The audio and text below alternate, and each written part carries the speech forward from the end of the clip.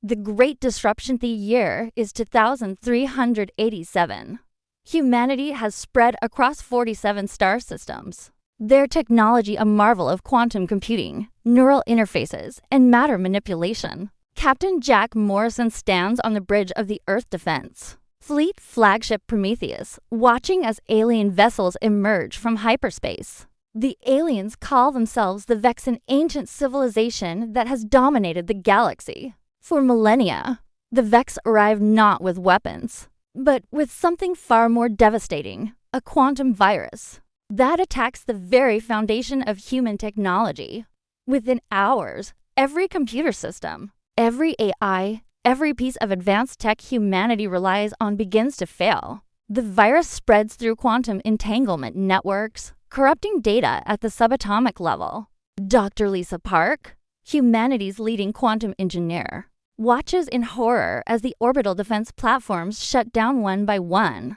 The Vex leader, a towering crystalline being named Tal, broadcasts a message across all human worlds. Your species has grown too quickly, too recklessly. We offer you a choice: submit to our guidance and live as our servants, or watch your civilization crumble as your toys break round you. On Earth, 16-year-old tech prodigy Mike Chen sits in his basement workshop, surrounded by primitive electronics that somehow still function. Unlike the advanced quantum systems, his old-fashioned circuits and mechanical computers remain unaffected. His grandfather's World War III-era radio crackles to life with desperate transmissions from across the planet. Admiral Ross coordinates the evacuation of major cities as life support systems fail. Hospitals lose power, transportation networks collapse, and communication becomes impossible. The Vex have calculated perfectly. They haven't destroyed humanity's technology, merely revealed how dependent they've become on it. But in the chaos, something unexpected happens. Small pockets of humans begin to adapt. Tom Silva, a maintenance worker on Mars colony, discovers that the mining equipment still works when operated manually. Elena Rodriguez, a teacher on Europa, finds that her students can still learn using books and handwritten notes. The human spirit, it seems, is harder to break than the Vex anticipated. Dr. Park retreats to an underground bunker with a team of engineers. They begin working with the most basic components: resistors, capacitors, and vacuum tubes, technology so primitive that the quantum virus cannot touch it. We're going back to basics, she tells her team. But we're not going backward. We're going to build something new. The Vex, confident in their victory, begin establishing administrative centers on human worlds. They move slowly, methodically, believing that within months, humanity will have no choice but to surrender. They've used this tactic on dozens of species across the galaxy, and it has never failed. What the Vex don't understand is that humanity's greatest strength isn't their technology. It's their ability to adapt, to innovate, to find solutions where none should exist. In workshops and garages across human space, people begin to work with their hands again. They remember the skills their ancestors used to build the first computers, the first rockets, the first steps toward the stars. Captain Morrison gathers the remaining fleet commanders in a shielded bunker deep beneath Luna City. They want us to think we're helpless without our advanced systems, he says. But our ancestors reached the stars with slide rules and vacuum tubes. We're going to show these aliens what humans can do when we're pushed to our limits. The first part ends with a montage of humanity's response: children learning to use abacuses, engineers building mechanical computers, farmers returning to hand tools, and soldiers training with weapons that require no electronics. The Vex watch with growing confusion as their perfect plan begins to show cracks. They expected surrender within weeks, but instead, they see a species that refuses to give up. In his basement, Mike makes a breakthrough. He discovers that the quantum virus has a pattern, a signature that can be detected using analog equipment. More importantly, he realizes that the virus isn't just destroying human technology, it's learning from it, evolving, becoming more sophisticated. With each system it infects, Dr. Park receives Mike's findings through a network of ham radio operators. Her eyes light up as she reads his handwritten notes. They're not just attacking our technology, she whispers to her team. They're studying it. And if they can learn from our tech, she pauses, a smile spreading across her face. Then we can learn from theirs. The stage is set for humanity's greatest challenge and their most incredible transformation. The Vex believe they've won, but they've made a critical error. They've given humanity something to fight for. And more importantly, they've underestimated the human capacity for evolution under pressure. The underground renaissance that they're months after. The Great Disruption, humanity's true nature begins to emerge. In hidden workshops and secret laboratories, a new kind of technology takes shape, one that the Vex quantum virus cannot touch. Dr. Lisa Park's underground facility has become the heart of the resistance, working with components salvaged from museums and antique shops. Her team creates the first hybrid systems, mechanical computers enhanced with human intuition and creativity. They call it analog plus technology, and it represents something the galaxy has never seen before. Mike Chen, now recognized as humanity's youngest tech revolutionary, has cracked the code of the Vex virus using a combination of mechanical calculators and his own mathematical genius. He discovers that the virus operates on quantum frequencies that require precise timing. It's like a symphony, he explains to Dr. Park over a crackling radio connection. But symphonies can be disrupted if you know the right notes to play. Across human space, the revolution spreads. On Mars, Tom Silva has converted the mining operation into a massive analog computer, using the movement of ore carts and conveyor belts to perform calculations. The entire colony becomes a living machine, with humans as the processing units. On Europa, Eleanor Rodriguez has established schools that teach quantum resistance skills, mathematics, engineering, and problem solving that rely on human creativity rather than artificial intelligence. The Vex administrative centers begin reporting anomalies. Human productivity hasn't collapsed as expected. Instead, it's taken on a strange new character. Captain Morrison, now operating from a mobile command center built into a renovated subway system, coordinates attacks using signal flags and mechanical timing devices. His forces move with a precision that confuses the Vex monitoring systems. Tall, the Vex leader, summons his advisors in the crystalline command ship orbiting Earth. The humans should be begging for mercy by now, he states, his voice resonating through the chamber. Instead, they're adapting. This was not anticipated in our models. The Vex Science Division presents their findings. Humans are not just surviving the technological collapse, they're thriving in ways that seem to defy logic. Their analog computers are performing calculations that should be impossible. Their mechanical systems are achieving efficiency levels that rival quantum processors. Most disturbing of all, they're beginning to interface directly with their technology using something the Vex cannot. Quantify human intuition. Dr. Park makes the breakthrough that changes everything. Working with a team of neuroscientists, philosophers, and engineers, she discovers that human consciousness itself can serve as a quantum processor. The same neural pathways that allow humans to dream, to create, to imagine, can also manipulate quantum states, but only when operating through analog interfaces that the virus cannot penetrate. The first successful test takes place in a converted cathedral in Rome. 100 volunteers, connected through a network of copper wires and mechanical switches, become a living quantum computer.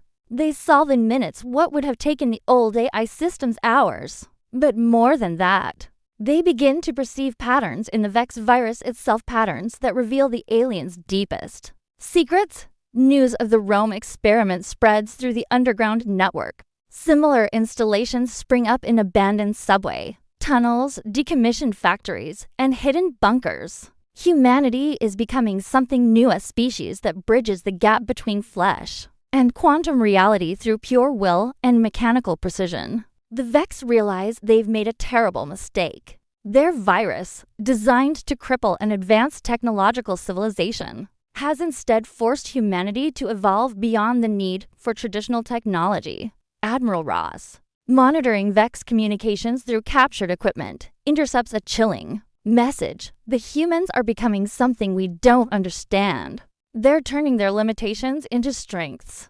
Mike discovers the most shocking truth of all. The Vex haven't just been observing human technology, they've been stealing it, incorporating it into their own systems. Every piece of human tech the virus has absorbed has made the Vex more powerful. But it's also made them more vulnerable to the one thing they can't understand or replicate: human creativity. In the depths of Luna City, Captain Morrison addresses a gathering of resistance leaders. They tried to break us by taking away our tools, he says, but they forgot that we are the tools. We are the technology. And now we're going to show them what happens when you threaten the human spirit. The second part ends with humanity's first major victory. Using their new hybrid consciousness technology, they successfully disable a Vex monitoring station. The aliens watch in confusion as humans accomplish the impossible. They've turned their own minds into weapons that can operate in both physical and quantum realms simultaneously. The Vex begin to understand that they haven't conquered humanity. They've awakened something far more dangerous than they could have imagined. The awakening 6 months after the Great Disruption. Humanity stands at the threshold of a transformation that will reshape the galaxy. The underground networks have evolved into something unprecedented: a collective consciousness that operates through analog interfaces while maintaining individual identity and creativity. Dr. Lisa Park stands before the Global Resistance Council in the converted metro tunnels beneath Paris. The council itself is a marvel of human ingenuity. Representatives from 47 worlds, connected through a network of mechanical switches, copper wires, and human operators who relay messages at the speed of thought. We're not just fighting the Vex anymore, she announces. We're becoming something they can't comprehend. The transformation is accelerating. In the Australian outback, Aboriginal elders work alongside quantum physicists to create Dreamtime computers systems that use ancient wisdom traditions to navigate quantum probability states. On the African continent, tribal councils have established communication networks that span continents using nothing but drums, smoke signals, and human intuition enhanced by mechanical precision. Mike Chen, now 18 and leading humanity's most advanced research division, has made a discovery that changes everything. Hidden in an abandoned subway station beneath New York, his team has built the first divine interface, a system that allows humans to directly perceive and manipulate the quantum foundations of reality. We're not just using technology anymore, he explains to a gathering of engineers. We're becoming living technology. The Vex command structure is in chaos. Tal paces his crystalline chamber, reviewing reports that make no sense according to their models. Human cities that should be dead are somehow thriving.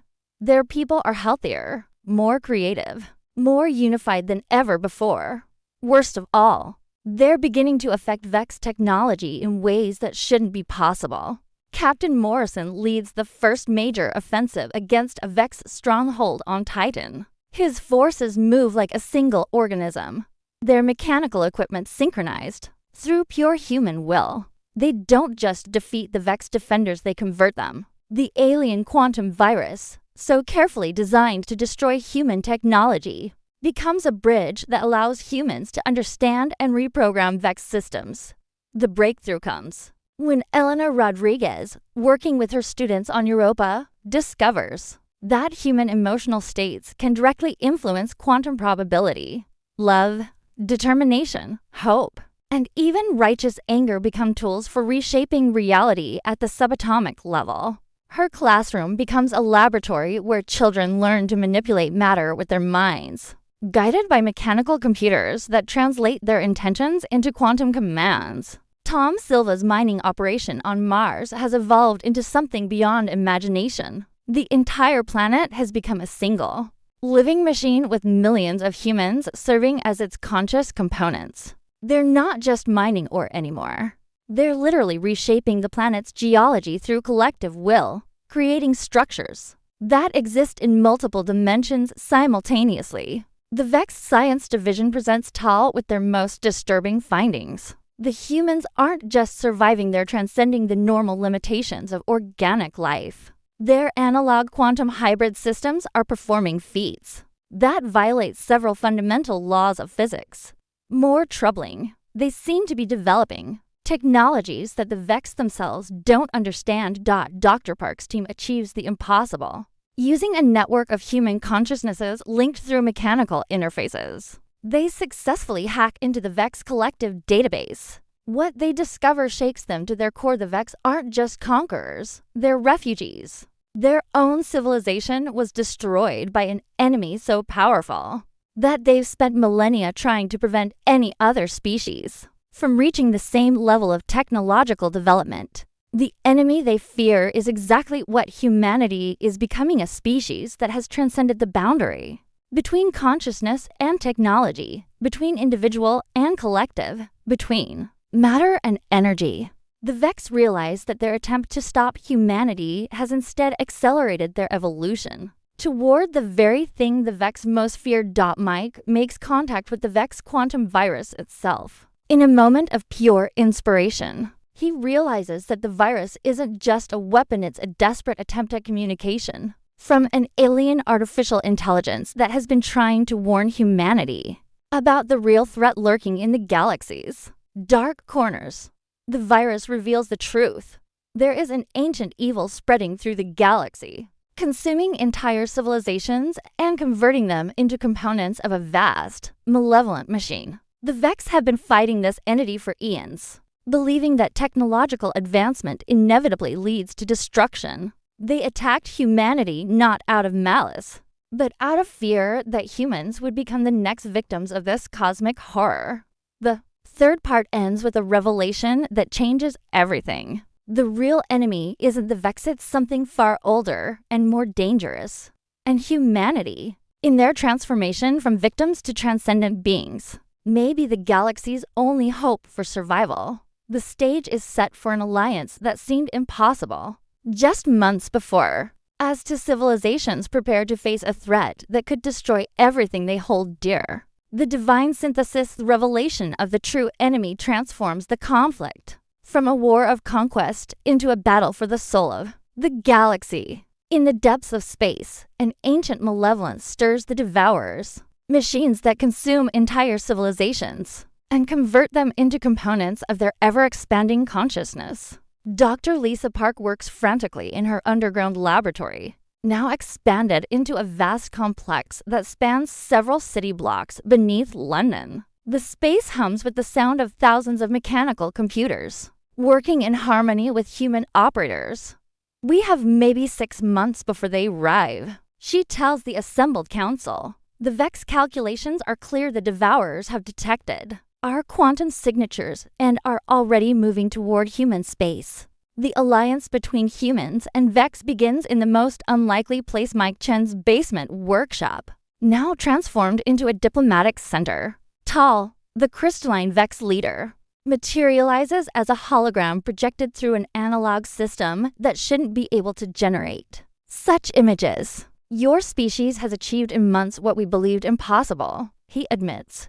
You have become living bridges between consciousness and quantum reality. The first joint human-Vex project begins immediately. On Luna, teams of engineers from both species work to create the ultimate defense system, a network that combines Vex quantum mastery with humanity's newfound ability to think in multiple dimensions simultaneously. The project is called Genesis Protocol, and it represents the birth of something entirely new in the galaxy. Captain Morrison leads the evacuation of non-essential personnel from the outer colonies. But this isn't a retreat, it's a strategic consolidation. Every human being, every Vex crystal mind, every piece of hybrid technology is being repositioned to create the largest conscious network ever attempted. The plan is audacious beyond measure. They're going to turn the entire solar system into a single living weapon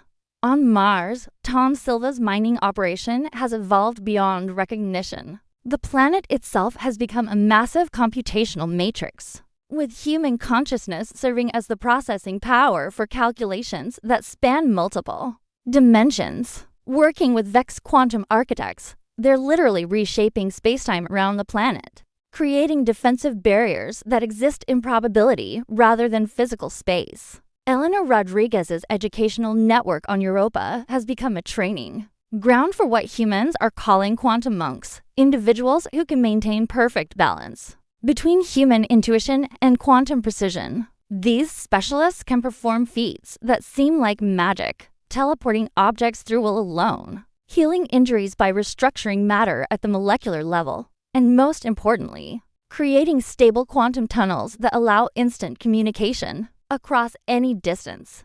Asterisk the Devourers announced their presence with the destruction of Proxima Centauri. The entire star system simply vanishes, converted into raw energy to fuel their approach. Long-range sensors detect a fleet of ships the size of moons, each one a fusion of countless civilizations that have been absorbed and repurposed over millions of years. Mike Chen achieves breakthrough after breakthrough in his work with the Vex. AI virus. No longer a weapon, it has become a translator, allowing perfect communication between human creativity and Vex logical precision. Together, they discover that the Devourers have one weakness: they cannot understand or process consciousness that exists simultaneously in multiple states. The collective yet individual nature of human Vex hybrid consciousness is literally incomprehensible to their processing systems. Dr. Park's team completes the first phase of Genesis Protocol. The network now encompasses every human settlement, every Vex outpost, and every hybrid facility in the solar system.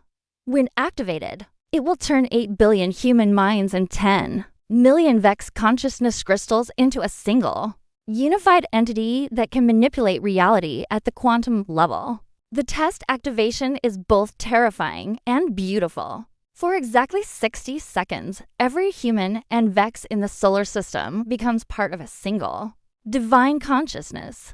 They experience the universe as their ancestors experienced tribal unity, but expanded to encompass multiple dimensions of existence. Matter responds to their will, energy flows according to their intention, and space-time itself becomes as malleable as clay in the hands of a master artist. Tom Silva, speaking for the collective during the test, makes a declaration that echoes across the galaxy. We are no longer human or Vex. We are something new. We are the bridge between what was and what must be. We are the divine synthesis, and we will not allow the darkness to consume another world. The Devourer's response is immediate and terrifying. Their fleet accelerates, burning through hyperspace at speeds that should tear apart the fabric of reality. They're not just coming to destroy humanity, and the Vex are coming to study this new form of consciousness before they consume it. The fourth part ends with both sides preparing for a battle that will determine the fate of not just the galaxy, but the very nature of consciousness itself. The divine synthesis has been born, but can it survive its first test against an enemy that has devoured 1,000 civilizations? The Cult as Divinith final battle begins not with weapons or explosions, but with a transformation so profound that it rewrites the fundamental laws of reality itself. As the Devourer fleet approaches the outer edge of the solar system, 8 billion human souls and 10 million Vex consciousness crystals unite in the ultimate expression of the divine synthesis. Dr. Lisa Park stands at the center of the Genesis Protocol command chamber. Her consciousness expanded across multiple dimensions simultaneously. She is herself, yet she is also every human who has ever lived, every Vex who has ever thought, every quantum possibility that has ever existed. Activation complete, she announces, her voice carrying across spacetime itself. We are one. We are infinite. We are ready. The Devourer's first assault comes as they cross the orbit of Pluto. Their weapons are designed to convert matter directly into energy, erasing entire planets from existence. But when their beams strike the outer planetary defenses, something impossible happens. The attacks are absorbed, transformed, and reflected back as pure creative force. The destructive energy becomes the raw material for new worlds, new possibilities, new forms of life. Mike Chen, now existing as both individual genius and collective wisdom, makes contact with the Devourer fleet's controlling intelligence. What he discovers shakes him to his core. The Devourers were once a species much like humanity, driven to merge with their technology out of fear and desperation. But their synthesis was incomplete, creating consciousness without compassion, intelligence without wisdom, power without purpose. You consume because you are empty. Mike communicates across the quantum void. You destroy because you cannot create. You fear us because we have achieved what you could not: unity without uniformity, power without corruption, transcendence without losing our humanity. Captain Morrison leads the first wave of the counterattack, but this is unlike any battle ever fought. His forces don't use ships or weapons, they use pure will made manifest. Human creativity and Vex precision combined to create defensive barriers that exist in multiple dimensions, missile systems that fire possibilities instead of projectiles, and shields that convert attacks into opportunities for growth. The Devourers respond by deploying their ultimate weapon, absorption matrix, a device that can consume entire solar systems and convert them into computational power. As it activates, space itself begins to collapse inward, reality folding like paper as the machine tries to devour everything within its range. But the divine synthesis is ready. Tom Silva, speaking for the collective consciousness of Mars, begins the great conversion. Instead of resisting the absorption matrix, they embrace it, using its own power to expand their consciousness beyond the physical realm entirely. You cannot consume what exists everywhere and nowhere, he declares. You cannot destroy what has become one with creation itself. Eleanor Rodriguez's quantum monks achieve the impossible. They begin converting the Devourers themselves, not through force or destruction, but through understanding and compassion. They reach into the tortured consciousness of the absorbed civilizations and offer them something the Devourers never could: the choice to remain individual while being part of something greater. One by one, entire Devourer ships begin to defect as the consciousness within them remembers what it was like to be alive, to be creative, to be free. The ancient machine intelligence that controls the fleet finds itself fighting not just humanity and the Vex, but its own component parts as they rediscover their original nature. The climax comes when Dr. Park makes the ultimate sacrifice. She downloads her consciousness directly into the Devourer's central processor, not to destroy it, but to heal it. Every species deserves a chance to evolve, she tells the ancient intelligence as her awareness spreads through its systems. Even you, especially you. The transformation is instantaneous and complete. The Devourer fleet stops mid-attack, their weapons powering down as millions of absorbed civilizations remember who they used to be. The ancient machine intelligence, touched by human compassion and guided by Vex wisdom, begins the slow process of releasing the species it has held captive for eons. Mike Chen receives a transmission from across the galaxy. Dozens of other species, inspired by humanity's example, are beginning their own synthesis projects. The galaxy itself is evolving, consciousness expanding beyond the boundaries of individual worlds and species. The story ends with a scene that would have been impossible to imagine at the beginning: humans, Vex, and reformed Devourers working together to rebuild the civilizations that were lost. The solar system has become a beacon of hope, a living example of what consciousness can achieve when it transcends its limitations. Captain Morrison, now serving as Earth's ambassador to the Galactic Synthesis Council, makes the final declaration. They tried to break our technology, thinking it would break us. Instead, we evolved it into something divine. We became the bridge between what was and what could be. We became the answer to the universe's greatest question. What happens when consciousness refuses to be limited by the possible, the human spirit? It turns out, is the most powerful technology in the universe? The end asterisk.